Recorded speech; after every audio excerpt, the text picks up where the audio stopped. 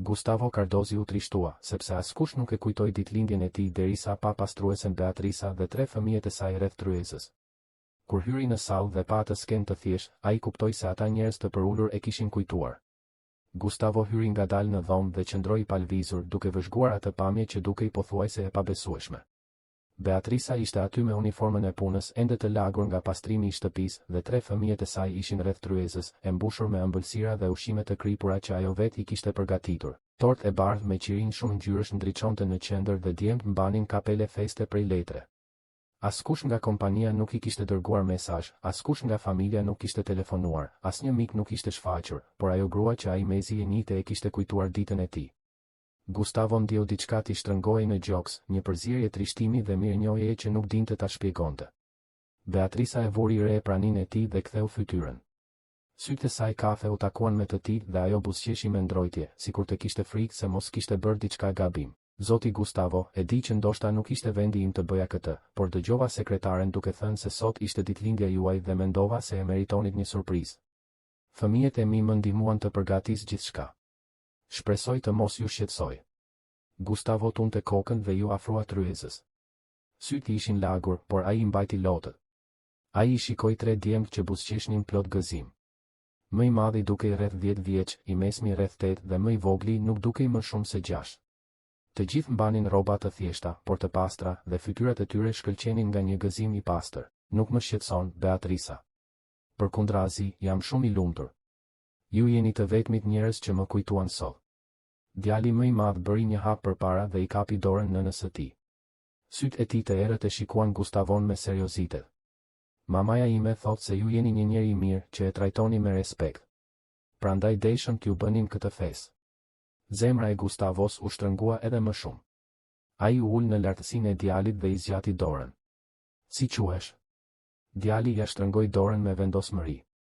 Unë quhem To, zotëri. Ky është vëllai im Kajo dhe i vogli është Enzo. Gustavo buzëqeshi dhe i shtrëngoi duart të treve. Pastaj u ngrit dhe e shikoi Beatricën. Ajo ishte nervoze, duke luajtur me duart dhe duke shmangur shikimin e drejt për drejt. Gustavo vuri re se ajo ishte e bukur. Jo vetëm nga pamja, por edhe nga shpirti, një bukuri që vinte nga brenda dhe ndriçonte gjithçka përreth. Ai nuk e kishte vënë re këtë më parë. Gjithmonë e kishte trajtuar si një punonjëse tjetër, por tani po e shihte vërtet për herë të parë. Beatrica nuk kishe pse ta bëje gjithë këtë. Duhet të kesh shpenzuar para dhe kohë që nuk i kishe. Ajo më në fund e shikoi dhe sytë i shkëlqenin nga sinqeriteti. Unë doja ta bëja, zoti Gustavo. Ju gjithmonë më keni trajtuar mirë, gjithmonë më keni paguar në kohë, gjithmonë më keni pyetur nëse kisha nevojë për diçka. Shumë njerëz të pasur na trajtojnë sikur të ishim të padukshëm, por ju kur nuk e bëte këtë.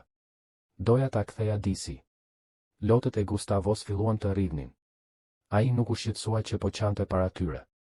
Kishte kaq shumë kohë që nuk ndjente një lidhje të vërtetë me dikë. Të gjithë rreth tij afroheshin për interes, për para, për status, por ajo grua e thjesht ishte aty vetëm sepse donte, sepse mendonte se ai e meritonte një moment lumturie. Faleminderit, Beatrica. Faleminderit vërtet. Kjo do të thotë më shumë për mua se sa mund ta imagjinosh. Enzo, më i vogli, vrapoi drejt Gustavos dhe i tërhoqi pantallonat. Xhaxhi, a mund të këndojmë tani? Mamaja nuk na la të ham asgjë ende. Gustavo qeshi dhe ja ledhatoi flokët. Sigurisht që mundeni. Le të këndojmë. Beatrica ndezi qirinjt dhe 3 djemt filluan të këndonin me zëra të çakorduar, por plot entuziazëm. Gustavo mbylli sytë dhe, për herë të parë pas shumë vitesh, bëri një dëshirë të vërtetë. Nuk kërkoi më shumë para apo sukses, por vetëm të mos ndihej i vetëm, të gjente njerëz që ta donin për atë që ishte dhe jo për atë që kishte. Kur hapi sytë dhe fryu qirinjt, pa Beatricën duke e parë me butësi, dhe në atë moment diçka ndryshoi brenda tij. Ata hëngrën tortë bashk, qeshën dhe folën për gjëra të thjeshta të jetës. Gustavo u ndje më i lehtë se kur më parë. Djemt treguan histori qesharake nga shkolla. Beatrica foli për vështirësitë e rritjes së 3 fëmijëve vetëm, dhe Gustavo ndau pak nga vetmia e tij, nga jeta në një vilë të madhe pa askënd të vërtet pranë. To e shikoj me kureshtje. Por ju jeni i pasur, Xhaxhi. Ju mund të keni gjithçka. Si mund të ndiheni i vetmuar? Gustavo pshertiu. Paraja mund të blej shumë gjëra, por jo gjërat më të rëndësishme. Nuk blen dashuri të vërtet, as miqësi të sinqertë. Unë kam gjithçka, por shtëpia ime është bosh. Kajo u kthye nga ema. Ne jemi të varfër, por kemi njëri tjetrin. A do të thot kjo që jemi më të pasur se Xhaxhi? Beatrisa buzëqeshi. Në një farë mënyre, po. Kur festa mbaroi, Beatrisa u përgati të largohej. Gustavo i dha një zarf me para dhe i ofroi ndihmë. Ajo qau nga mirë njoja. Ai i kërkoi të vinte të punonte çdo ditë dhe t'i sillte fëmijët. Beatrisa u largua me zemër të mbushur dhe Gustavo, për herë të parë pas shumë vitesh, fjeti duke buzëqeshur me shpresë të re në zemër. Vërtet. Ju më shpëtuat, Beatrisa. Ju më kthyet përsëri në jetë. Atë natë, Beatrisa dhe djemt fjetën për herë të parë në vilë. Gustavo përgatiti dhomat e miqve për ta dhe qëndroi duke vëzhguar secilin prej tyre teksa flinin, përpara se të shkonte në dhomën e tij. Ai ushtri në shtrat duke buzëqeshur, me zemrën plot dhe me bindjen se jeta e tij kishte ndryshuar përgjithmonë. Ditët që pasuan, ai filloi të bënte ndryshime në shtëpi për ta pritur më mirë atë familje të re. Punsoi një dekorator për t'i kthyer dhomat e miqve në dhoma të vërteta për djemt, me shtretër të rinj, dollap, lodra dhe gjithçka që u nevojitej. Beatrisa u përpoq të protestonte, duke thënë se ishte shumë, por Gustavo nuk pranoi as të dëgjonte. Ai ishte tepër i lumtur duke bërë gjithë këtë. Ndije i përmbushur duke parë sytë e djemve të shkëlqenin nga gëzimi sa herë që zbulonin diçka të re. To fitoi një dhomë me temë futbolli. Kajo kërkoi një dhomë plot libra dhe një tavolinë për të vizatuar. Ndërsa Enzo donte një dhomë me lodra pellushi dhe një shtrat në formë makine. Gustavo bëri çmos të ishte pjesë e çdo detaji, të zgjidhte çdo send bashkë me djemt dhe të shihte atë shtëpi të madhe të mbushej më në fund me jetë dhe ngjyra. Beatrisa i vëzhgonte të gjitha e prekur thellë, pa e besuar se ajo që po ndodhte ishte reale. Ajo kishte kaluar gjithë jetën duke luftuar e vetme, duke punuar fort për t'u dhënë fëmijëve minimumin dhe tani, pa pritur, ata kishin gjithçka. Por ajo që e emociononte më shumë nuk ishin gjërat materiale, por mënyra se si Gustavo i shikonte djemët. Ishte përkëdhelja e sinqertë që tregonte, ishte mënyra si ai përkushtohej për t'i bërë të lumtur. Një ditë, ndërsa Gustavo po e ndihmonte Ton me detyrat e matematikës, Beatrisa u ul pranë tyre dhe e vështroi atë skenë. Gustavo shpjegonte me durim, bënte shaka për ta çlodhur djalin dhe festonte çdo përgjigje të saktë sikur të ishte një fitore e madhe. To e shikonte me admirim, me atë vështrimin e një fëmije që më në fund kishte gjetur një figurë atërore të vërtetë. Xhaxhi Gustavo, a mund të thëras baba? Pyetja doli pa pritur dhe si Gustavo ashtu edhe Beatrisa mbetën pa reaguar për disa sekonda. Sytë e Gustavos u mbushën me lodh. Ai e shikoi Beatrisën, e cila po qante gjithashtu. Ai u gjunjëzua përpara Tos dhe i mbajti shpatullat. A je i sigurt për këtë, To? Djali tundi kokën me bindje. Po, ju kujdeseni për ne, luani me ne, na ndihmoni, e doni maman time. Ju jeni më shumë baba për ne se sa ai njeri që iku dhe nuk u kthye më. Gustavo e përqafoi Ton fort duke qarë hapur. Do të isha shumë i nderuar të më quaje baba, To. Shumë i nderuar. Kajo dhe Enzo erdhen me vrap kur pan vëllain e tyre të përqafuar me Gustavon. Edhe ne mund ta thërasim baba? Beatrisa fshiu lotët dhe buzëqeshi. Mundeni, fëmijët e mi. Nëse Gustavo pranon. Gustavo hapi krahët dhe i përqafoi të tre djemt njëherësh. Pranoj. Pranoj me gjithë zemër, që nga sot unë jam babai juaj dhe do të bëj gjithçka për të qenë babai më i mirë që mundem. Ajo ishte një nga netët më të veçanta në jetën e Gustavos. Ata darkuan së bashku si një familje e vërtetë. Djemt treguan histori nga shkolla, duke e thirrur atë baba gjatë gjithë kohës. Dhe zemra e Gustavos derdhej nga lumturia sa herë që e dëgjonte atë fjalë. Pasi fëmijët shkuan për të fjetur, ai dhe Beatrisa mbetën vetëm në sallon. Beatrisa, duhet të të them diçka. Ajo u afrua më shumë pranë tij në divan. Më thuaj. Ai mori frym thellë. Dua që të mos punosh më si pastruese. Beatrisa u largua pak dhe e shikoi e frikësuar. Çfarë? Pse? Bëra diçka gabim? Gustavo i mori duart e saj. Jo. Nuk ke bërë asgjë gabim. Thjesht nuk dua më që të punosh për mua. Dua që të jesh partnerja ime, e dashura ime, gruaja ime e ardhshme. Dua të kujdesem për ty dhe për djemë. Dua që ti të përkushtohesh edhe ndaj gjërave që të bëjnë të lumtur. Beatrisa tunte kokën. Gustavo, nuk mund të lejoj që ti të më mbash. Më duhet të punoj. Kam nevojë për pavarësinë time. Gustavo buzëqeshi dhe ja përkëdheli fytyrën. Ti kontribuon çdo ditë, Beatrisa. Ti e mbush këtë shtëpi me dashuri, me jetë, me gëzim. Por nëse vërtet dëshiron të punosh, le të gjejmë diçka që të pëlqen vërtet. Çfarë ke dashur gjithmonë të bësh? Beatrisa mendoi për një çast. Gjithmonë kam dashur të studioj, të bëj universitet, por kur nuk pata mundësi. Atëherë kjo është ajo që do të bësh, tha Gustavo. Do të studiosh, do të bësh fakultetin që ke dashur gjithmonë dhe unë do të jem pranë teje në çdo hap. Beatrisa filloi të qante sërish. Do ta bëje këtë për mua? Do ta bëja dhe shumë më tepër, tha ai, duke ia fshirë lotët. Sepse të dua, i dua edhe unë, tha ajo mes lotësh. Javët që pasuan ishin plot ndryshime dhe përgatitje. Gustavo e ndihmoi Beatrisën të regjistrohej në universitet. Ajo zgjodhi pedagogjin, sepse gjithmonë i kishte dashur fëmijët. Në ditën e parë të mësimit, Gustavo e çoi vetë dhe e priti me padurim derisa ajo doli. Ishte e mrekullueshme, i tha ajo me sytë që i shkëlqenin. Ishte gjithçka që kam ëndërruar. Muajt kaluan dhe jeta e tyre u mbush me rutinë, dashuri dhe plane për të ardhmen. Gati një vit pas asaj feste ditëlindjeje që ndryshoi gjithçka, Gustavo u gjunjëzua përpara Beatrisës dhe i kërkoi të martohej me të. Ajo pranoi mes lotësh, ndërsa djemtë brohorisnin nga gëzimi. Atë natë, Gustavo dhe Beatrisa qëndruan në verandë duke vështruar yjet.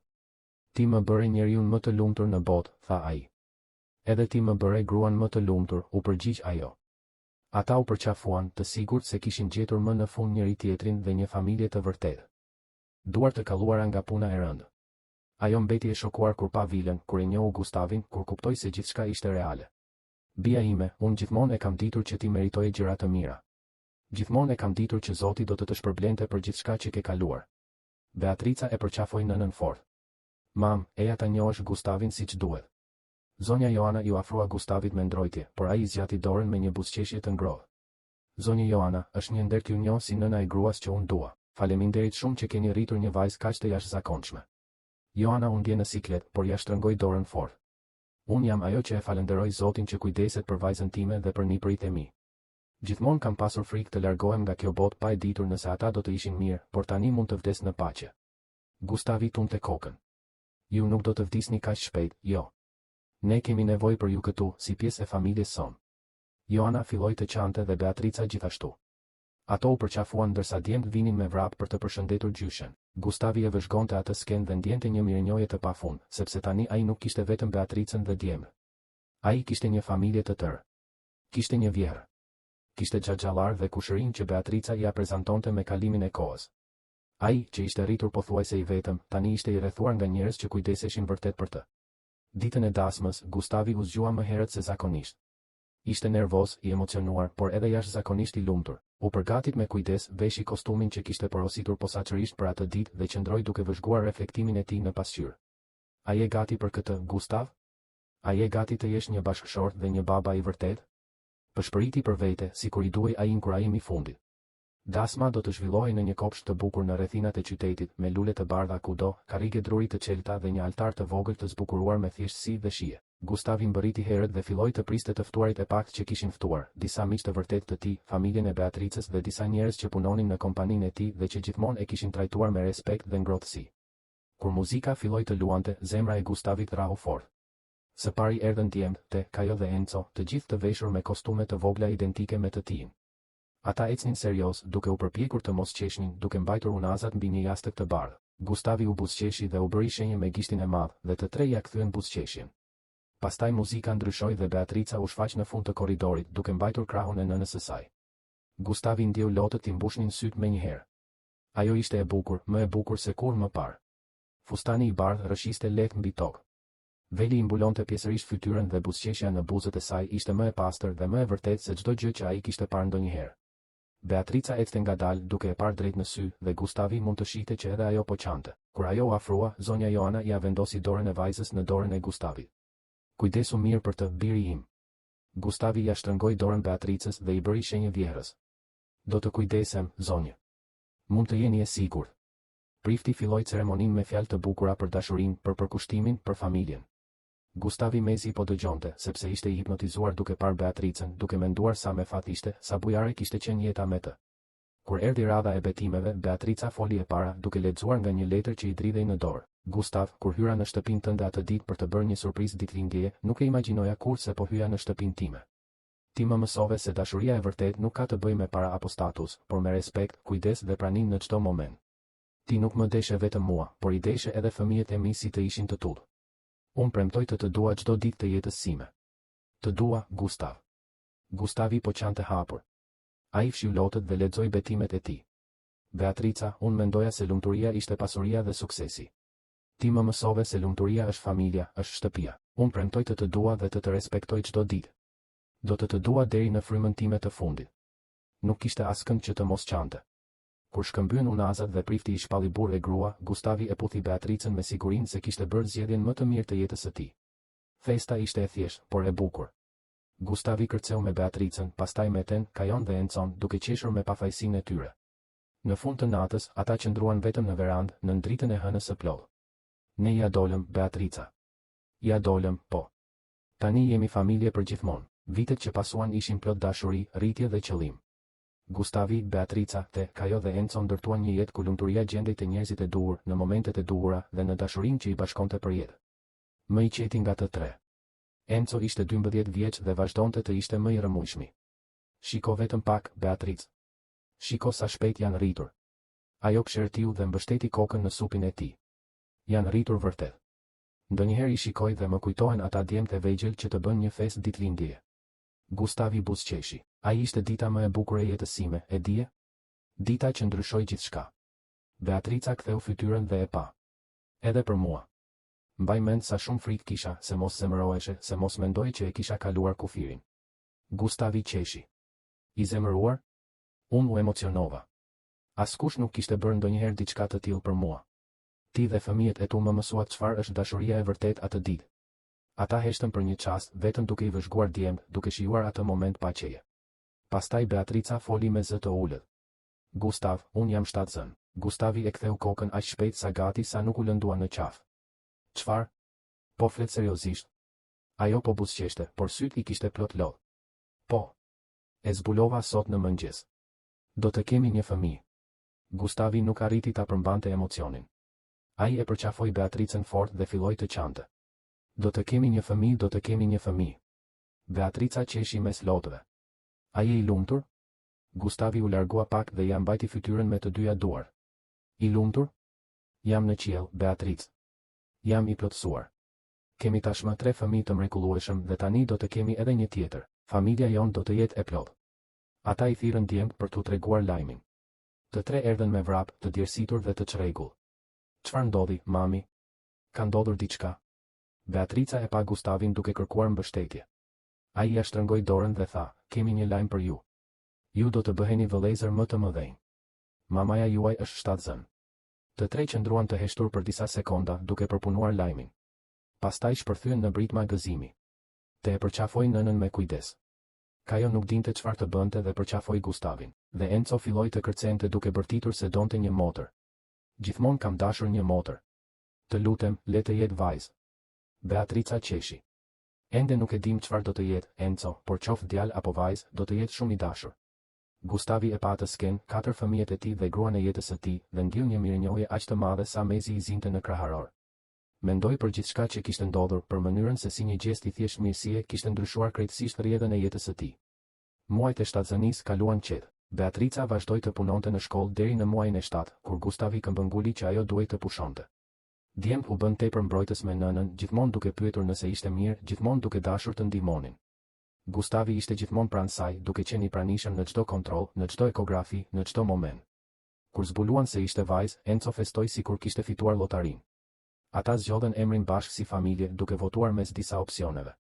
Emri i zgjedhur ishte Sofia, që do të thoshte urtësi. Gustavi e gjeti të përsosur, sepse ndjente se kishte fituar urtësi që kur kishte njohur Beatricën, kishte mësuar çfarë kishte vërtet rëndësi në jetë. Lindja e Sofis ishte emocionuese. Gustavi ishte në sallën e lindjes duke mbajtur dorën e Beatricës, duke qarë bashkë me të dhe duke inkurajuar në çdo kontraksion. Kur foshnja më në fund lindi dhe qau për herë të parë, Gustavi ndjeu një emocion krejt ndryshe nga çdo gjë tjetër që kishte përjetuar.